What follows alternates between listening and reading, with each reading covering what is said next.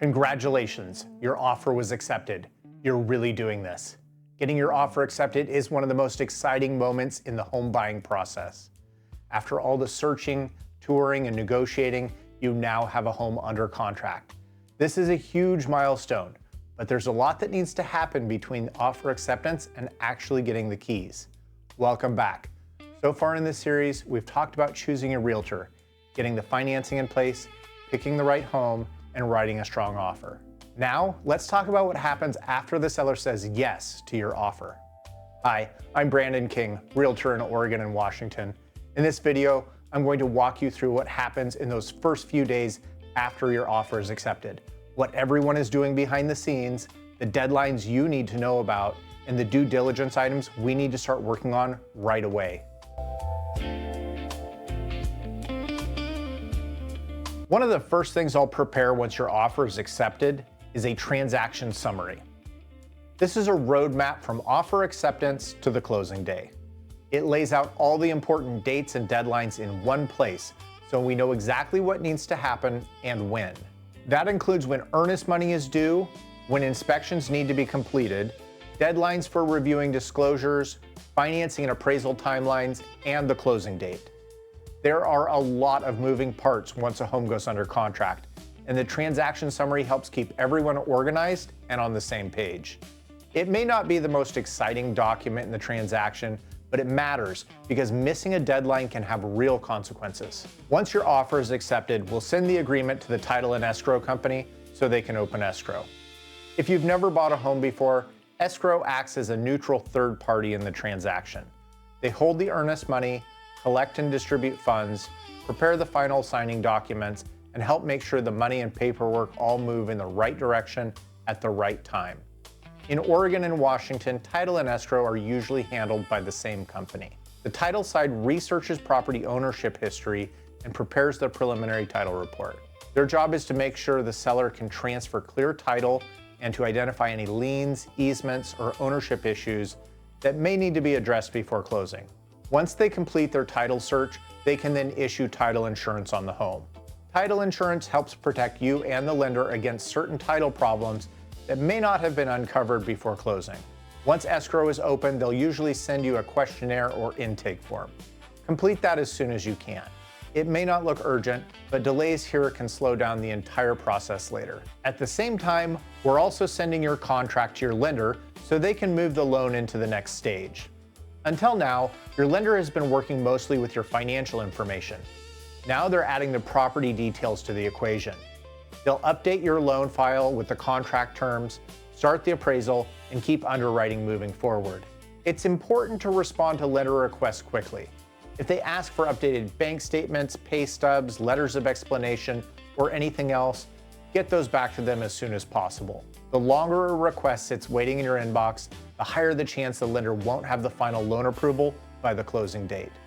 Your lender needs your full cooperation to get the loan to the finish line on time. The first major deadline is the earnest money deposit.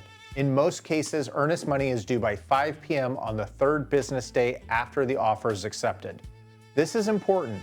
The earnest money is your deposit into escrow, showing that you are serious about the purchase, and it needs to be delivered on time. If it's not, the seller may choose to terminate the contract. There are usually a few ways to pay earnest money. A personal or cashier's check may be made out to the title company and can be dropped off at their office. You can also send a wire transfer to the title company or pay by electronic check if they're set up for it. If you're wiring earnest money, let's pause for a really important warning. Real estate transactions are a major target for wire fraud. Hackers know that buyers are moving large sums of money, and they sometimes send fake emails with fraudulent wiring instructions pretending to be escrow. Never trust wiring instructions sent by email alone. Always verify them directly with the escrow officer using a phone number that you know to be legitimate, not the number in the suspicious email. A 5-minute phone call can save you from losing your earnest money or even your whole down payment. The next step is getting your inspection scheduled. This is part of your due diligence period, and depending on the property, there may be several different types of inspections that we consider. For most homes, the starting point is the general home inspection. This gives you an overall look at the major systems and condition of the property. Depending on the type, age, and location of the home, We may also recommend additional inspections such as a sewer line scope, radon test, oil tank scan, septic inspection, or well inspection. For example, older homes may warrant an oil tank scan. A property in a rural area with a septic system or private well will likely need those systems evaluated separately. Homes with basements or certain geographic characteristics may make radon testing a good idea. Sometimes a home inspector may recommend additional testing for mold, lead-based paint, or asbestos. Those are a little different because they are usually considered invasive inspections, meaning something has to be removed from the home to be tested. This can cause minor damage to the property. If permission to complete invasive inspections wasn't agreed to in the original offer language, we will need the seller's permission before moving forward with those additional tests. I should note, you can hire any licensed inspector you want, and the choice is completely up to you. That said, just like realtors and lenders, not all inspectors are created equal.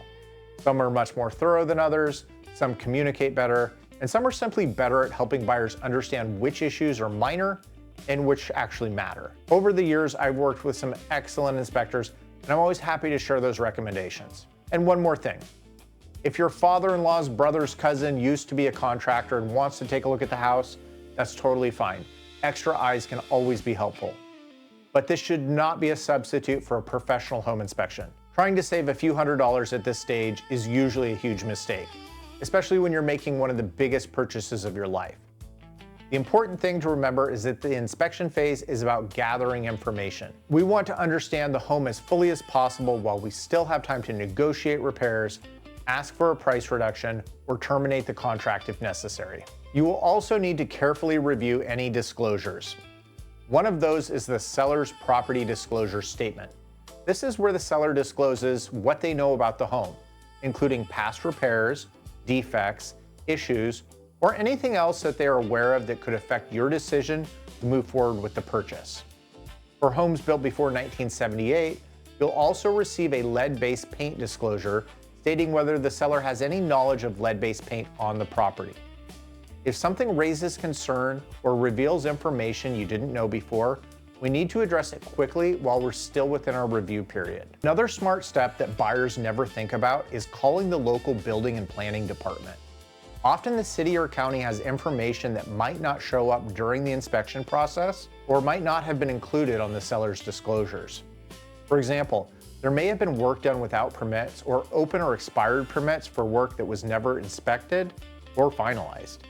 The city may also have future plans that affect a property, like plans to take part of the front yard to widen the road or add sidewalks, or make other public improvements. If there is something unusual, this is one more way we may be able to catch it early before it becomes a problem. If the home is in a homeowners association, that's another important part of your due diligence. The sellers will provide HOA documents for your review. This usually includes things like bylaws, rules and regulations, budgets, reserve studies, meeting minutes, and sometimes information about pending assessments, disputes, or litigation. Some buyers are perfectly comfortable reviewing these documents themselves. Others prefer to hire a specialist to review them with you. If the HOA is large or the documents are complex, this can save you a lot of really dry reading. The goal is to understand what you're stepping into, not just the monthly dues, rental restrictions, and pet policies, but also the financial health of the HOA, how well it's being managed, whether there are upcoming assessments, and whether there are any legal issues or disputes.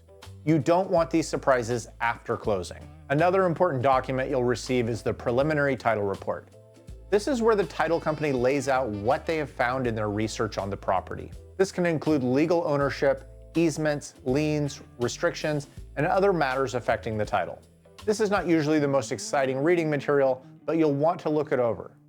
We want to make sure there are no surprises that affect your ownership rights or your ability to use the property the way you expect. The first few days after your offer is accepted can feel like a blur. It feels like everyone suddenly needs something from you. There are emails, forms, disclosures, schedules, and deadlines. This stage is really about getting everyone moving in the right direction, playing their role in the transaction, and making sure nothing slips through the cracks. Escrow is getting organized, the title company is researching the property, your lender is working on the loan, and we're scheduling inspections. And you're reviewing documents to help you understand exactly what you're buying. This is why having a good realtor matters. There is a lot happening behind the scenes, and my job is to help keep the process organized, moving forward smoothly, and on time. In this next video, we'll talk more about home inspections, which inspections you may need, what they cost, and what happens on inspection day. I'll touch on how to review your inspection report, which issues matter most, and how to negotiate for repairs or credits without losing sight of the big picture. If you're getting ready to buy a home in Oregon or Washington and want guidance through the process, you can schedule a home buying consultation using the link in the description below. If this video has been helpful, check out the other videos in the home buying series and subscribe so you don't miss the next step in the process.